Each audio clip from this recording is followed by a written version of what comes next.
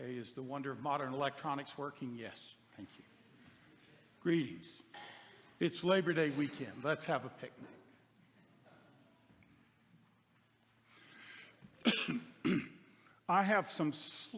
I've been known to wear very funky footwear. And it's a little funkier today. It isn't the shoes I wanted, but I have this toe thing. And these are the most comfortable ones. So you may decide whatever you think about it, and then I don't care. And there's a reason for that. Many, many years ago, when I was a young priest and I had to have a meeting with the bishop, this was in a different diocese where the bishop was a bishop. And it's like, oh. So you dressed up to go see the bishop. And I lived in Charlotte. He was in Raleigh. I went home and stayed with my mama in Raleigh and then went the next day to this meeting. But I realized that morning, oh, shucks. I had forgotten my black shoes. Well, I have a size 14 foot. So in those days, I could not just run to Walmart and buy a pair of black, dressy enough shoes.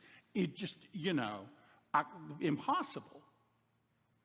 It was in hot weather, and I had worn flip-flops or something to drive. So I had a pair of black socks. I put the socks on, and I kind of squeezed in, between the big toe and all. And then I put them on and hoped he wouldn't notice. But this was the kind of bishop that, you walk in, and the first thing he did was just like that. So it was kind of humiliating. But then I thought, with this meeting today, there may be no place to go but up.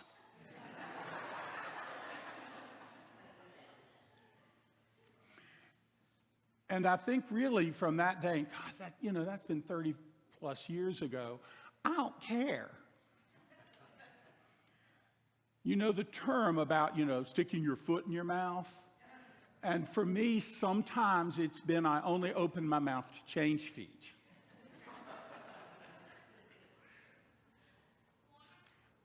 And while I don't wish to humiliate myself or humble myself, those are different things really, I sometimes do.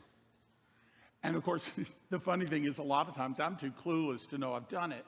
But it's when we start at the bottom, we're on a firm footing. We're on firm footing. Another way of saying that, and you've heard the term, like when we go back to our roots.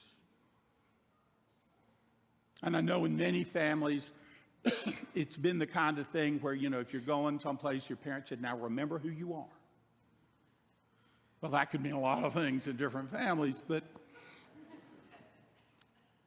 to remember where we are firmly rooted, or should be. That's what the prophet Jeremiah is getting to in this reading this morning, which is a little odd and hard to read sometimes because, an ancient language into English and the whole way they do things. The people of Israel, the Hebrews, they'd all just kind of messed it up. They thought they were really something. They thought they were in control. They built the temple. Oh, they had this whole cult around that, and everything is so great. And yet Babylon is knocking at the door, and not in a nice way.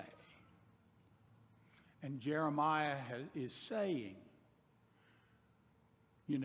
not just to the people of that day, but to the generations before. Do you think you can change your gods? Do you think you can move beyond being the people that God called out of slavery in Egypt, that led them in the wilderness? Do you think you're better than that?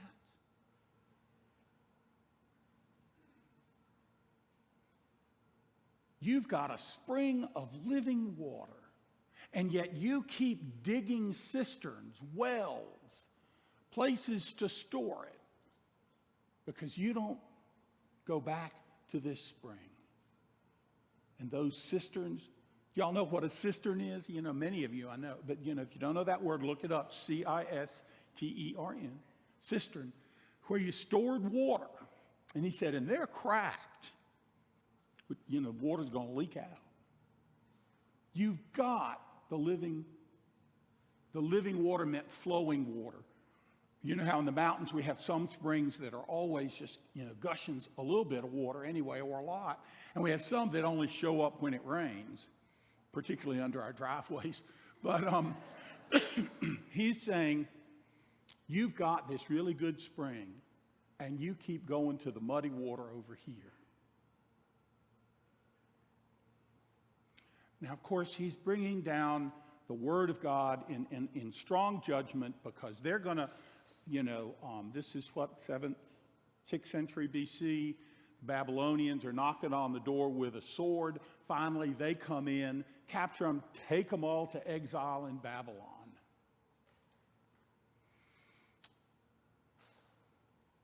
It's a pretty bad situation. It even touches on it a bit in the letter to the Hebrews, the second reading. Paul did not write Hebrews. Nobody knows who wrote Hebrews, and it's a pretty weird book, if you want to know the truth.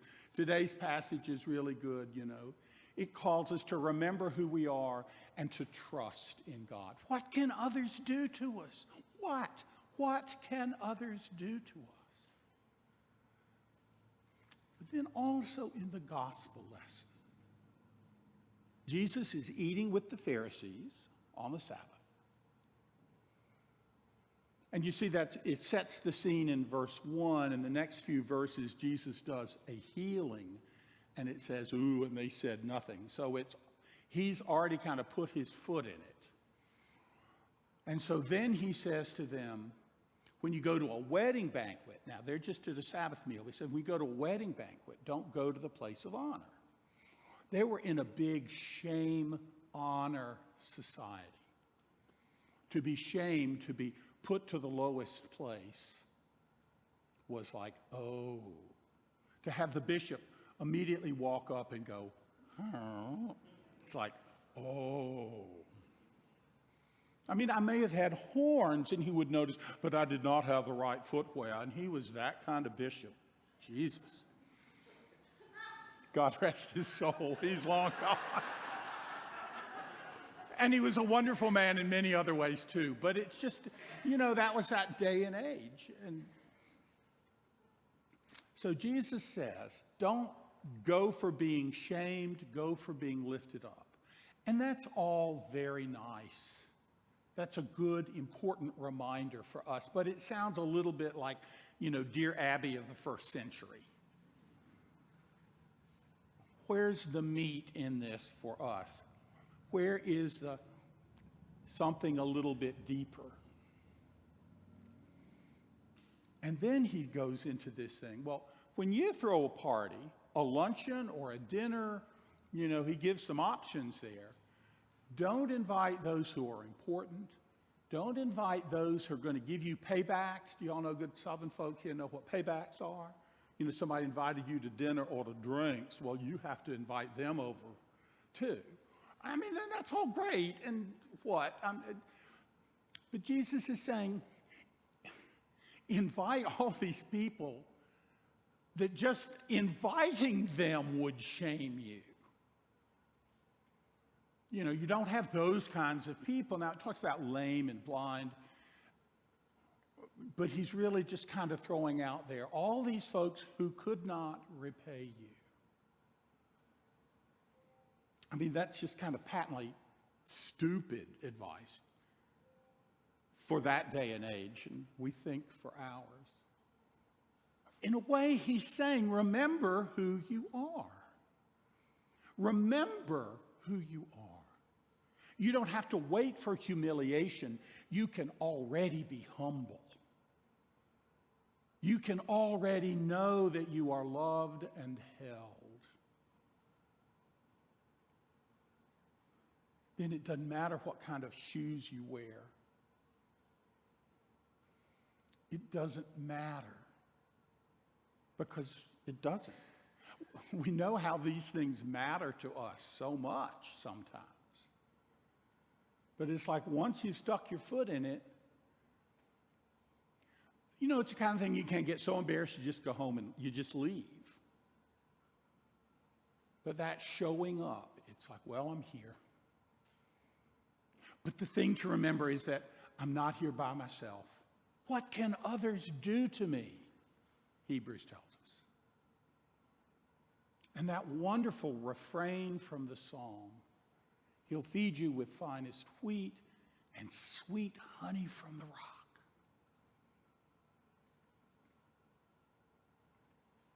This could be admonition in so many ways in the gospel lesson, that you need to invite all kinds of folk to a meal. And that's important for us to do. And what I know the community of St. James does in its outreach things. But more importantly, I think for me, this is what it's saying to me. I'm talking to myself and y'all just have to listen in.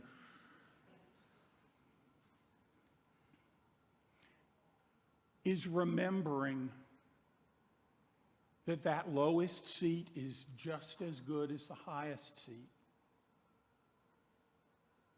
That where I came from is part of who I am. Don't wait to be humiliated. Start with humbleness. And you've heard, I'm sure I've probably said it in a sermon here before, the word humble is kin to the word hummus. Do y'all like hummus? I love hummus. Roots hummus made locally. Oh man, it's so good. Well, it's called hummus because that means dirt in Greek. Sometimes you go to buy humus, we'll often say, at the garden store to put around your plants. And this wonderful, tasty stuff is called hummus because it looks like dirt.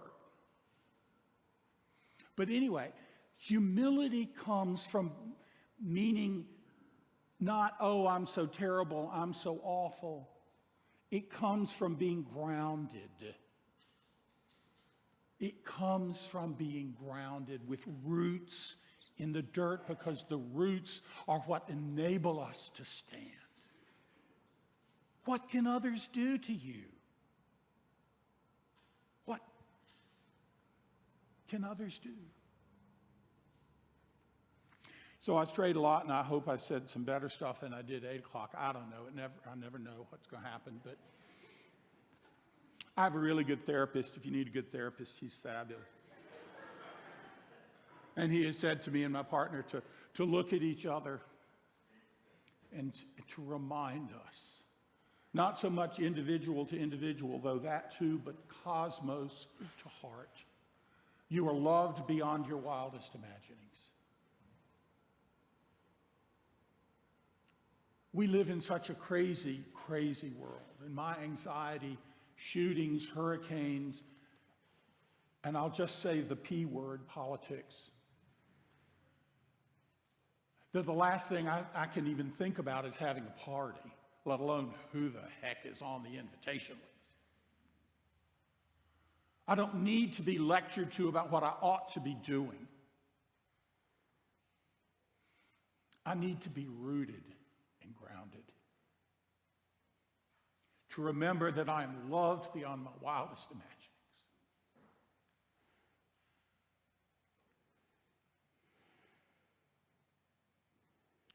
We need to be rooted in one another. We need to be rooted in God. We need to be rooted in where we've come from, maybe our personal where we've come from. Most all of us, I bet, in this room are immigrants of one sort or another. Many of our families came to this country because of the potato famine in Ireland. You want to talk about dirt poor, honey? Yeah. To remember who we are as God's beloved children. To be rooted and grounded. What can anyone do to us? A living spring